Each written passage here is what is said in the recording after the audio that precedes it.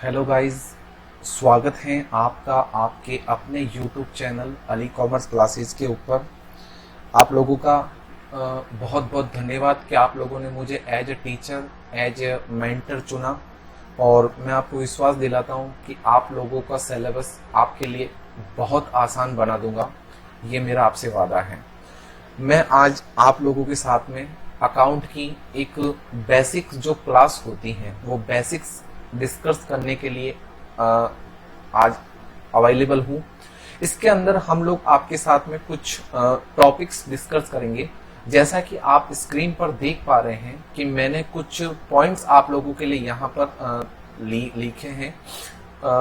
थोड़ा सा आप संयम बरतिएगा। मैं आपको एक एक चीज बहुत ही आसानी से समझाने की कोशिश करूंगा। जो अकाउंट्स होती हैं वो अकाउंट्स बेसिकली स्टार्ट कहां से होती हैं? जनरल एंट्री से। सबसे पहले क्या होती है? General entry. जनरल एंट्री करने के लिए कुछ रूल्स एंड रेगुलेशंस होते हैं। वो रूल्स एंड रेगुलेशन मैंने नीचे एलाबोरेट कर रखे हैं, लेकिन अभी मैं एक बार पहले बर्ड आई व्यू दे रहा हूं। मतलब आपको इस 11th क्लास के अंदर कौन कौन से टॉपिक्स कवर करने होते हैं। तो सबसे पहले जनरल एंट्री करनी होती है, और जब जनरल एंट्री हो जाती है तो फिर जनरल एंट्री के बाद में आपको क्या बनाने पड़ते हैं? लेजर। लेजर का मतलब एज लाइक जब आप अपनी बुक्स के जो फ्रंट पेपर पे जो इंडेक्स बनाते हो, बिल्कुल उसी तरह क्या होता है? लेजर होता है। उसके बाद में आपके पास में आती है सब्सिडरी बुक। और सब्सिडरी बुक क्या होती है? तो सब्सिडरी बुक के बारे में मैं आपको बता दूं। सब्सिडरी बुक का मतलब होता है कि जो पर्टिकुलर परचेज, सेल्स, डेटर और परचेज सेल, परचेज रिटर्न और सेल्स रिटर्न के जो लेन देन होते हैं वो पर्टिकुलर सब्सिडरी बुक के अंदर ही जाते हैं। उसके बाद में हम बनाते हैं trial balance. Sir, trial balance आप लोगों को आपके जो अकाउंट बनाए वो अकाउंट आपने गणितीय रूप से सही बनाए हैं या नहीं बनाए हैं, उस चीज का पता लगाने के लिए आपको बनाया जाता है। और उसके बाद में आपका लास्ट एंड फाइनल आता है फाइनल अकाउंट। और फाइनल अकाउंट में तीन चीजें आती है। एक आपकी ट्रेडिंग अकाउंट, एक आता है आपका प्रॉफिट एंड लॉस अकाउंट, और एक आता है आपका बैलेंस शीट। तो ये आपके कुछ 5-6 आइटम के आधार पर पूरी एक 11 का एक बेसिक कॉन्सेप्ट्स बनते हैं। उसके अलावा एक दो कॉन्सेप्ट्स और होंगे। तो ये पूरा आपका 11th क्लास यहाँ पर इन चैप्टर के इर्द गिर्द होती है। तो जैसा कि आप लोग जानते हैं कि सबसे पहले आपको क्या डिस्कस करना होता है? सर, सबसे पहले हमको करनी होती है जनरल एंट्री। तो जनरल एंट्री करने के लिए जनरल एंट्री के क्या होते हैं? कुछ रूल्स होते हैं, और वो रूल्स आप लोगों को क्या करने हैं? फॉलो करने हैं। सर, वो रूल्स कौन कौन से हैं? तो मैं आप लोगों के साथ में वो सारे रूल्स डिस्कस करने वाला हूं। अच्छे से सुनना। जनरल एंट्री करने के लिए जनरली जो होते हैं वो 3 रूल्स होते हैं, 3 बेसिक रूल्स हैं जिनको आपको फॉलो करना है। एक होता है पाने वाला और देने वाला। पाने वाला हमेशा डीआर करेंगे और देने वाला हमेशा सीआर करेंगे। जैसे एग्जाम्पल के तौर पर रमेश को मीनाक्षी ने गिफ्ट दिया। मेरी बात ध्यान से सुनना, मैंने क्या बोला? रमेश को मीनाक्षी ने गिफ्ट दिया। तो यहां पर रमेश पाने वाला है और मीनाक्षी देने वाली है। तो पाने वाले को क्या बोला आपने? क्या करना है पाने वाले को? सर, पाने वाले को डीआर करना है, तो रमेश अकाउंट डीआर। और देने वाली कौन है? मीनाक्षी। तो मीनाक्षी को क्या कर देंगे हम? सीआर। तो एंट्री क्या हो जाएगी? Ramesh account DR to Meenakshi. बस सिंपल सी बात है। तो पाने वाला डीआर करो और देने वाला सीआर करो। तो आपको पाने वाले को डीआर करना है और देने वाले को सीआर करना है। तो आप जनरल एंट्री क्या कर देंगे? जो सा कि मैंने आपको बताई है। तो आप बोलेंगे सर हम एंट्री ये करेंगे, एंट्री करेंगे सर हम रमेश अकाउंट डीआर, क्योंकि सर रमेश है ना पाने वाला है, और टू देने वाली कौन है? मीनाक्षी। तो मीनाक्षी को क्या कर देंगे हम? सीआर। तो एंट्री क्या हो जाएगी? Ramesh account DR to Meenakshi. और लगभग 5,000 रुपए का गिफ्ट दिया गया था, तो मैं यहाँ पर कितने से एंट्री डाल दूंगा? 5,000 रुपए से एंट्री डाल दूंगा। दूसरा रूल्स आता है मेरा आने वाला और जाने वाला। आने वाले को आपको क्या करना है? डीआर करना है, और जाने वाले को आपको क्या करना है? सीआर करना है। मैं थोड़ा अपना मार्कर का पेन छोटा कर लेता हूं ताकि आपको जब लिखूं तब आपको यहाँ पर स्पेस कम है तो समझ में आ जाए। तो क्या बोला? जैसे एग्जाम्पल के तौर पर मैं कूलर खरीदने गया सर। तो मैंने कूलर खरीदा, तो मेरे पास में कूलर आया और मेरे पास से चला क्या गया? कैश चला गया। तो मेरे पास आने वाली चीज क्या है? कूलर। तो मैं एंट्री क्या कर दूंगा? कूलर अकाउंट डीआर, क्योंकि हमारा रूल्स क्या बोलता है? आने वाली चीज को आप क्या कर देंगे? डीआर कर देंगे। जब मैं कूलर खरीदूंगा तो मेरे से जाएगा क्या? तो आपने बोला सर आपसे कैश चला जाएगा। तो आपने क्या बोला? जाने वाली चीज की आपकी कैश, और कैश को आपको क्या कर देना चाहिए? सीआर कर देना चाहिए। तो आप एंट्री क्या कर देंगे? Cooler account DR to cash. बिल्कुल सिंपल सी एंट्री। तो 2 रूल्स आपने बहुत आसानी से सीख लिए, एक पाने वाला देने वाला और एक आने वाला जाने वाला। बहुत अच्छे सर। आगे बढ़ते हैं। आगे क्या लिखा हुआ? तीसरा रूल्स बोलता है जिसको ट्रांसफर करना हो उसको डीआर करो और जिसमें ट्रांसफर करना हो उसे सीआर करो। सर समझ में है? बिल्कुल समझ में नहीं है। बिल्कुल एक आपको मैं एक एग्जांपल के जरिए समझाता हूं। यहां पर मैंने एक आपके लिए एक एग्जांपल लिया है। आपने देखा होगा कि जब आप पकोड़े तलते हो तो पकोड़े तलने के लिए आपको कढ़ाई में तेल डालना पड़ता है। बिल्कुल सर डालना पड़ता है। तो कढ़ाई नीचे होती है या तेल का डब्बा नीचे होता है? ऑफकोर्स बात है सर, जिसमें डालना वो नीचे रखना पड़ेगा, मतलब कढ़ाई कहाँ होगी? नीचे होगी। तो कढ़ाई में नीचे हम क्या रख देंगे? कढ़ाई रख देंगे और तेल के डब्बे को कहाँ रखेंगे? अपन ऊपर। और कढ़ाई के अंदर हम तेल डालेंगे तो कढ़ाई में तेल ट्रांसफर हो रहा है। तो मैंने क्या बोला? जिसमें तेल ट्रांसफर हो रहा है वो क्या है? कढ़ाई। और जिससे ट्रांसफर हो रहा है, जिसको ट्रांसफर कर रहे हैं, तेल किसको ट्रांसफर कर रहे हैं? तेल को। तो एंट्री क्या हो जाएगी? तेल का डब्बा अकाउंट डीआर टू कढ़ाई। तेल का डब्बा अकाउंट डीआर टू तेल की कढ़ाई। मतलब जिसमें से ट्रांसफर करना उसको डीआर करो और जिसमें ट्रांसफर करना उसको सीआर कर दो। तो यहां तक सर हमने एंट्री 3 रूल्स हमने सीख ली। एक बार मैं अपने रूल्स को वापस दोबारा आपके लिए रिकैप कर देता हूं। 3 रूल्स होते हैं अकाउंट के बेसिक: पाने वाला, देने वाला, आने वाला, जाने वाला, और जिसको ट्रांसफर करना उसको डीआर करो और जिसमें ट्रांसफर करना उसको सीआर करो। उम्मीद करता हूं आपको तीनों रूल्स बहुत अच्छे से समझ में आ गए होंगे। अब एक सवाल आता है सबके मन में कि सर माल किसको बोलते हैं? तो माल किसको बोलते हैं? तो माल बोलने के लिए आपको ध्यान रखना है माल किसको बोलते हैं। जैसे एग्जांपल के तौर पर मेरी घड़ी की दुकान है मेरे भाई, मैं घड़ियां बेचता हूं और घड़ियां खरीदता हूं। मतलब बेचने के लिए घड़ी, ऑब्वियसली बात है आपको घड़ी खरीदनी पड़ेगी तभी तो आप घड़ी बेच पाओगे। तो मैंने घड़ियां खरीदी, मैं घड़ियां खरीदता हूं और घड़ियां बेचता हूं। तो मेरा धंधा है ये, मेरा बिजनेस है ये, मेरा काम है ये, घड़ियां खरीदना, घड़ियां बेचना। तो सर अगर मैं घड़ी खरीदता हूं और घड़ियां बेचता हूं तो ये मेरा माल है। ये मेरा क्या है? माल, क्योंकि मैं इसका क्या करता हूं? बिजनेस। सर आप माल वर्ड की डेफिनेशन क्यों समझा रहे हो? अभी थोड़ी देर रुक जाइए, मैं आपको पता चल जाएगा कि मैं माल वर्ड की डेफिनेशन क्यों समझा रहा हूं। ठीक है, तो समझ में आ गया मेरे लिए। अगर घड़ी की दुकान है तो घड़ियों अगर मैं खरीदता हूँ, घड़ी बेचता हूँ तो मेरे लिए माल क्या हो जाएगा? घड़ी हो जाएगा। तो घड़ी की दुकान है, घड़ियां खरीदी, घड़ियां बेची, तो मेरे लिए माल क्या हो गया? घड़ियां हो गया। उसके बाद में बोला गया सर मोबाइल की दुकान है, अगर मैं मोबाइल खरीदता हूँ, मोबाइल बेचता हूँ तो मेरे लिए माल क्या हो जाएगा? मोबाइल। सर एग्जाम्पल के तौर पर क्या हुआ? मेरी दुकान तो मोबाइल की है सर, दुकान मेरी काहे की है? मोबाइल की। लेकिन सर मैंने ना कंप्यूटर खरीदा, तो बताओ सर क्या वो कंप्यूटर मेरे लिए माल है या मेरी असेट्स है? ध्यान से सुनना मेरे भाई। क्या आप मोबाइल की दुकान में कंप्यूटर बेचने वाले हो? तो जवाब मिलेगा नहीं सर, आप मोबाइल की दुकान में कंप्यूटर नहीं बेचने वाले। मोबाइल की दुकान में मोबाइल ही बेचा जाता है, कंप्यूटर तो आपने अपनी बिलिंग निकाल करने के लिए मंगाया है। तो बताओ मोबाइल की दुकान में मोबाइल बेचता हूं, मोबाइल खरीदता हूं तो माल क्या हो जाएगा? मोबाइल। लेकिन अगर मोबाइल की दुकान में मैंने कंप्यूटर खरीदा तो सर वो मेरा कंप्यूटर जो होगा ना वो मेरी क्या होगी? असेट्स होगी। तो अगर मैंने यहाँ पर कंप्यूटर खरीदा ना सर तो वो मेरा कंप्यूटर माल नहीं है, वो मेरे लिए क्या बन जाएगी? असेट्स बन जाएगी। उम्मीद करता हूं आपको माल के बारे में अच्छे से पता चल गया होगा। अब मैं आपकी बातों को और आगे दोहराता हूं। तो सर आपने माल की डेफिनेशन क्यों बताई? क्योंकि बेटा जब आप माल खरीदते हो या माल बेचते हो तो ही आपको वर्ड यूज करना पड़ेगा परचेज और सेल, अदरवाइज आपको उस पर्टिकुलर असेट्स का नाम लिखना पड़ेगा। जैसे एग्जांपल के तौर पर मैं आपको बोल के बताता हूँ, मेरी मोबाइल की दुकान है, मैं मोबाइल की दुकान में मैं मोबाइल खरीदता हूँ, तो मैं एंट्री क्या करूंगा? मोबाइल की दुकान है, मोबाइल खरीदता हूँ, मोबाइल बेचता हूँ, मेरा तो काम ही ये, तो मोबाइल मेरे लिए क्या हो गया? माल। और जब मैं मोबाइल खरीदूंगा तो एंट्री क्या करूंगा मैं? सर मैं एंट्री, आप एंट्री करेंगे परचेज अकाउंट डीआर। एक मिनट, आप एंट्री करेंगे परचेज अकाउंट डीआर। या तो आप रोकड़ खरीदेंगे तो आप कैश में लिख देंगे, और अगर आपने उधार में खरीदा है तो उस पर्टिकुलर फर्म का नाम लिख देंगे जिससे आपने खरीदा। जैसे एग्जांपल के तौर पर मैंने मोहित मोबाइल से खरीदा है। मैं अभी आपको इसका एक थोड़ा सा एग्जांपल भी दूंगा ताकि आपको और क्लैरिटी आ जाए। तो अगर मैंने मेरी मोबाइल की दुकान है, मैं मोबाइल खरीदता हूं, मैं मोबाइल बेचता हूं, तो मेरे लिए माल क्या है? मोबाइल। और मोबाइल की जगह मैं मोबाइल वर्ड नहीं लिख सकता क्योंकि वो मोबाइल मेरा माल है। और जब भी माल वर्ड का इस्तेमाल होगा तो मुझे क्या यूज करना पड़ेगा? सर आपको परचेज और सेल वर्ड यूज करना पड़ेगा। चूंकि अभी आप परचेज कर रहे हो इसलिए आप परचेज वर्ड यूज करेंगे, और अगर आप यही माल बेचते तो आप सेल वर्ड यूज कर लेते। दो बातें हो सकती है सर, या तो मैं माल उधार खरीदूंगा या मैं उधार माल रोकड़ खरीदूंगा। मुझे एक बात बताओ यार, एक छोटी सी दुकान की बात बताता हूँ। किराने की दुकान होती है, आप लोग शॉप के ऊपर जाते हो और शॉप पे जाके बोलते हो कि साहब मेरे को ये चीज चाहिए, उस बंदे ने आपको वो चीज दे दी, आपने उसको बदले में पैसे दे दिए। क्या उसको आपका नाम याद रखने की जरूरत है? मैं बोलता हूं बिल्कुल नहीं।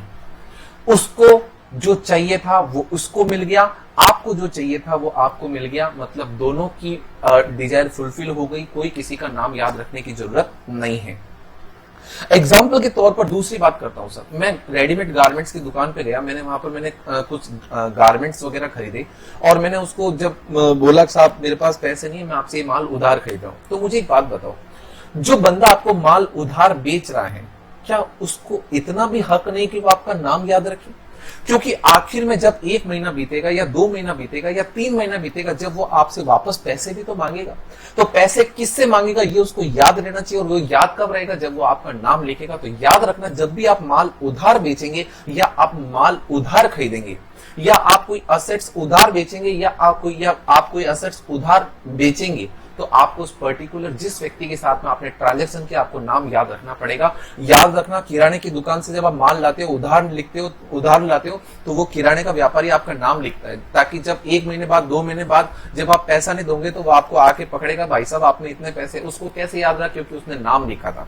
लेकिन अगर आप उसकी दुकान पे जाते हो, आपने माल लिया, आपने उसको पैसे पकड़ा दिए, बात खत्म हो गई, ना उसको आपका नाम याद रखने की जरूरत है, ना ही आपको उसका नाम याद रखने की जरूरत है, क्योंकि आपके दोनों के बीच में किसी प्रकार का कोई पैसे का लेन देन रुका हुआ नहीं है। बात समझ में आ गई?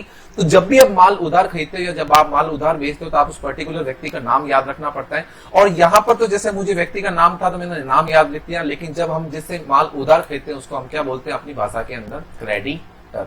उम्मीद करता हूं आपको मेरी सारी बातें समझ में आ गई होगी। तो मैं जो माल खरीदता हूं या माल बेचता हूं, तो मैं वर्ड क्या यूज करूंगा? परचेज अगर खरीदता हूं तो, और अगर सेल अगर मैं बेचता हूं तो। या तो मैं उधार खरीदूंगा या मैं रोकड़ खरीदूंगा। अगर मैं रोकड़ खरीद रहा हूं तो कैश वर्ड यूज करूंगा, लेकिन अगर मैं उधार खरीद रहा हूं तो उस पर्टिकुलर पार्टी का मुझे नाम याद रखना पड़ेगा। अगर मैंने उधार माल खरीदा तो मेरे क्रेडिटर बनेंगे। वापस सुनना, अगर मैंने उधार माल खरीदा तो मेरे क्रेडिटर बनेंगे, और अगर मैंने उधार माल बेचा तो मेरे डेटर बनेंगे। वापस बोल रहा हूं, तो मैंने यहाँ पर क्या बोला, मैंने यहाँ पर लिखा भी है, परचेज को जब भी आप माल खरीदते हो तो परचेज बोलते हैं, और परचेज को हिंदी में बोलते हैं खरीद, और खरीद का कौन सा बैलेंस होता है? डीआर, और इसका कौन सा बैलेंस होता है? सीआर। अभी सर ये मत कोशिश करना है मेरे को बैलेंस याद रहेगा नहीं रहेगा, मैं सारा याद करवा दूंगा। अभी बस आपको ये सोचना है कि खरीदे को परचेज बोलते हैं। अगर आपने उधार माल खरीदा तो पर्टिकुलर व्यक्ति का नाम लिखना पड़ेगा। अगर बहुत सारे व्यक्ति है तो उनको अपन कलेक्टिवली क्या बोलेंगे? क्रेडिटर। सर एक बात समझो, जैसे एग्जाम्पल के तौर पर आपकी क्लास चल रही थी 11th क्लास, उस पर्टिकुलर क्लास के अंदर आपने कुछ बच्चे शैतानी कर रहे थे, तो टीचर्स जब क्लास के अंदर आएंगे तो उस पर्टिकुलर उन बच्चों का नाम लिया जाएगा जिन्होंने शैतानी की, ताकि उन्हीं को पनिशमेंट किया जाए। तो उन पर्टिकुलर उन 2-3 जनों का नाम लिया जाएगा। तो यहां पर अगर आपको 2-3 जाने हैं तो आप उन पर्टिकुलर का नाम लिख सकते हैं। लेकिन सर अगर बहुत सारे हैं, आप जैसे क्लास के अंदर सारे बच्चे बदमाशी कर रहे तो टीचर ये बोलेंगे तू भी खड़ा हो, तू भी खड़ा हो, तू भी खड़ा हो, तू भी खड़ा हो, तू भी खड़ा हो, तू भी खड़ा हो, तू भी खड़ा हो, ऐसा तो नहीं बोलेंगे ना। वो क्या बोलेंगे? पूरी 11th क्लास खड़ी हो जाएगी। तो उस पूरी 11th क्लास को हमने क्या दे दिया? एक इंटीग्रेटेड नाम दे दिया। तो उसी तरह जब अपन एक ही व्यक्ति से माल खरीदा, तब तो अपन उस पर्टिकुलर व्यक्ति का नाम ले लेंगे। लेकिन अगर अपन उनको कलेक्टिवली बोलेंगे, मतलब एक एकत्रित रूप में बोलेंगे, तो उसको अपन क्या बोलेंगे? क्रेडिटर। Okay sir. उसी तरह जब हम माल बेचते हैं तो आप एंट्री क्या करोगे? या तो आप माल रोकड़ बेचोगे तो रोकड़ माल बेचोगे तो एंट्री क्या करोगे? Cash account DR to sale. ठीक है। लेकिन अगर आपने उधार माल बेचा तो उधार माल बेचा, जैसे एग्जांपल के तौर पर मैंने किसको बेचा? राम को बेचा एग्जांपल के तौर पर, तो मैं एंट्री क्या कर दूंगा? Ram account DR to sale. तो यहां पर ये जो राम है ना मेरे भाई, ये राम ही मेरा क्या है? डेटर है। ऐसे कई अगर राम भेले हो गए तो उनको मैं कलेक्टिवली क्या बोलूंगा? डेटर बोलूंगा। और अगर एक एक का नाम लेना तो मैं क्या बोलूंगा? राम बोलूंगा। तो मैंने आपको बहुत अच्छे से समझाने की कोशिश की है। Purchase account DR to cash अगर रोकड़ खरीदते हैं, और purchase account DR to particular व्यक्ति का नाम अगर मैंने उधार खरीदा है, तो अगर उन व्यक्तियों के बहुत सारे नाम है तो उसको कलेक्टिवली क्या बोलेंगे अपन? क्रेडिटर। ठीक है। उसी तरह आप माल बेचते तो आप एंट्री क्या करोगे? Cash account DR to sale. अगर आपने रोकड़ माल बेचा और अगर आपने उधार माल बेचा तो आप एंट्री क्या करोगे? पर्टिकुलर व्यक्ति का नाम टू सेल। लेकिन अगर बहुत सारे व्यक्तियों को माल बेचा है, एक एक का नाम लेना पॉसिबल नहीं है, तो आप उस पर्टिकुलर सारे व्यक्तियों को कलेक्टिवली क्या बोल सकते हो? डेटर अकाउंट बोल सकते हो। मुझे एक बात बताना यार, जब भी आप खर्चा करते हो तो खर्चे का कौन सा बैलेंस होता है? खर्चा जब भी आप करते हो, खर्चा करते हो तो खर्चे का कौन सा बैलेंस होता है? डीआर। और जब आप पैसा कमाते हो तो आपको क्या होती है? इनकम। और इनकम का कौन सा बैलेंस होता है? सीआर। बस आपको ये 2 बैलेंस याद रख लेने हैं, बाकी आप मेरे ऊपर छोड़ दो, मैं आपको सिखा दूंगा। खर्चे का कौन सा बैलेंस होता है? डीआर। और इनकम का कौन सा बैलेंस होता है? सीआर। उसी तरह जब आप माल खरीदते हो तो बताओ, खरीदते हो तो पैसा आता है जाता है? बिल्कुल सर, खरीदते तो पैसा जाता है। तो खर्चा हो रहा है तो खर्चे का डीआर बैलेंस होगा, तो परचेज का भी कौन सा बैलेंस हो जाएगा? तो सर परचेज का भी डीआर बैलेंस ही हो जाएगा। तो परचेज का भी कौन सा बैलेंस कर दिया, डीआर। जब खर्चे का डीआर बैलेंस हुआ तो परचेज का भी कौन सा बैलेंस हो जाएगा, डीआर, क्योंकि खरीदते टाइम की खर्चा ही होता है और खर्चे का डीआर, तो परचेज का भी कौन सा बैलेंस हो जाएगा, डीआर हो जाएगा। उसी तरह जब आप माल बेचते हो तो आपके पास में क्या आता है, पैसा आता है, और पैसा आता है तो इनकम होती है, और इनकम का कौन सा बैलेंस है, सीआर। इनकम का कौन सा बैलेंस है, सीआर। इनकम का सीआर बैलेंस है तो सेल का भी कौन सा बैलेंस होगा, सीआर ही होगा। बात समझ में आ गई आपको? ओके सर, मुझे बिल्कुल बात समझ में आ गई। ठीक है, जब आप उधार माल खरीदते हो तो आपकी जिम्मेदारी बनती है कि आप उनको वो पैसा दें। तो आपके पास में एक वर्ड आता है लाइबिलिटीज। क्या आता है, लाइबिलिटीज। और लाइबिलिटीज का कौन सा बैलेंस होता है, सीआर। सर लाइबिलिटी किसको बोलते हैं, लाइबिलिटी बोलते हैं बेटा दायित्व को। लाइबिलिटी किसको बोलते हैं, लाइबिलिटी बोलते हैं सर हम दायित्व को। ओके सर, तो लाइबिलिटी किसको बोला जाता है, लाइबिलिटी बोला जाता है दायित्व को, और दायित्व का कौन सा बैलेंस होता है, सीआर। उसी तरह असेट्स होती हैं, असेट्स का कौन सा बैलेंस होता है सर, असेट्स का बैलेंस होता है डीआर। असेट्स किसको बोलते हैं सर, असेट्स बोलते हैं हम संपत्ति को। ठीक है बाबूजी, तो याद रखना सर असेट्स का डीआर बैलेंस होता है और लायबिलिटी का सीआर बैलेंस होता है। चूंकि आपने माल उधार खरीदा था तो आपकी ये जिम्मेदारी बनती है कि आप उस अगले व्यक्ति को भुगतान करें, आपकी जिम्मेदारी बनती है। जब आप माल उधार खरीदते हैं तो आपकी जिम्मेदारी बनती है, और जिम्मेदारी बनती है तो क्या होगा, आपका दायित्व, और दायित्व के अंदर कौन सा दायित्व, क्रेडिटर, और क्रेडिटर का कौन सा बैलेंस हो जाएगा, सीआर। जब आपने किसी को माल उधार बेचा है, उधार बेचा है तो वो आपका पैसा है, आप उसे थप्पड़ मार के भी पैसा ले सकते हैं क्योंकि वो आपकी असेट्स हैं। तो जब आप माल बेचते हो और माल उधार बेचते हो तो आपके क्या बनते हैं, डेटर बनते हैं, और अगर वो डेटर आपकी क्या होती है, संपत्ति होती है, क्योंकि आप उसे थप्पड़ मार के भी पैसा ले सकते हो। उधार खरीदा तो थप्पड़ पड़ेगा, और अगर उधार बेचा तो थप्पड़ दोगे। दोनों बातें समझ में आ गई सर। क्रेडिटर और जो बीपी होते हैं ना, ये दोनों एक ही गाड़ी के दो चक्के हैं, और उसी तरह जो डेटर और बीआर हैं ये भी एक ही गाड़ी के दो चक्के हैं। अगर क्रेडिटर का सीआर बैलेंस है तो बीपी का भी सीआर बैलेंस होगा, और अगर डेटर का डीआर बैलेंस है तो बीआर का भी डीआर बैलेंस ही होगा। तो यहां तक मैंने आपको बातें समझा दी हैं। सर कभी कभी क्या होता है, माल खरीदते हैं लेकिन माल कुछ जो जैसा चाहिए वैसा नहीं आ पाता, तो हम माल को क्या कर देते हैं, रिटर्न कर देते हैं। तो हमारे पास में दो वर्ड आएंगे, एक आएगा परचेज रिटर्न और एक आएगा आपके पास में सेल्स रिटर्न। परचेज रिटर्न, जब परचेज किया था तो परचेज किया था तो क्या किया था आपने, सर परचेज किया था तो हमने क्या किया था, मैं हाइलाइटर यूज कर लेता हूं ताकि आपको समझ में आ जाएगा। ये रहा भाई। सर जब परचेज कर रहा था तो क्या परचेज किया था तो आपने वर्ड क्या यूज किया था, डीआर। तो परचेज रिटर्न में क्या यूज करोगे, सीआर। ऑब्वियसली बात है। सेल्स किया था तो आपने वर्ड कौन सा यूज किया था, सेल्स, सीआर। जब सेल्स रिटर्न हो रहा है तो आपको कौन सा वर्ड यूज करना पड़ेगा, डीआर। आई होप आपको मेरी बात समझ में आ गई। तो परचेज का डीआर था तो परचेज रिटर्न का क्या हो जाएगा, सीआर, और सेल्स का सीआर था तो सेल्स रिटर्न का क्या हो जाएगा, डीआर। ठीक है, उसके बाद में पर्टिकुलर जो एसेट्स होती है उसका डीआर होता है, दायित्व का सीआर। एक बार मैं फटाफट बैलेंस रिकवर आपको कर देता हूँ। खर्चे का डीआर है, इनकम का सीआर है, बस दो याद रखने हैं। खर्चे का डीआर है, इनकम का सीआर है। अगर आपने खर्चा किया तो खर्चे का कौन सा बैलेंस है, डीआर है, और अगर आपने इनकम कमाई है तो आपके लिए क्या इनकम, और इनकम का कौन सा बैलेंस होता है, सीआर। ठीक है, तो ये दो बैलेंस आपको याद रखने, और दो बैलेंस आपको सब कुछ मैं याद करा दूंगा। खरीदोगे तो पैसा जाएगा तो खर्चा हो रहा है तो खर्चे का कौन सा बैलेंस हो जाएगा, परचेज का भी कौन सा हो जाएगा, डीआर, और बेचोगे तो इनकम होगी तो इनकम का सीआर है तो सेल्स का भी क्या हो जाएगा, सीआर। परचेज का, जैसे कि आपने बोला सर परचेज का डीआर बैलेंस होता है तो परचेज रिटर्न का क्या हो जाएगा, सीआर बैलेंस हो जाएगा। उसी तरह सेल्स का आपने बोला कि सर सेल्स का सीआर बैलेंस होता है तो सेल्स रिटर्न का कौन सा बैलेंस हो जाएगा, सेल्स रिटर्न का सर डीआर बैलेंस हो जाएगा। जब भी हम माल उधार खरीदते हैं तो हमारे क्या बनेंगे, क्रेडिटर बनेंगे। क्रेडिटर सी से स्टार्ट होता है इसलिए इसका सीआर बैलेंस है।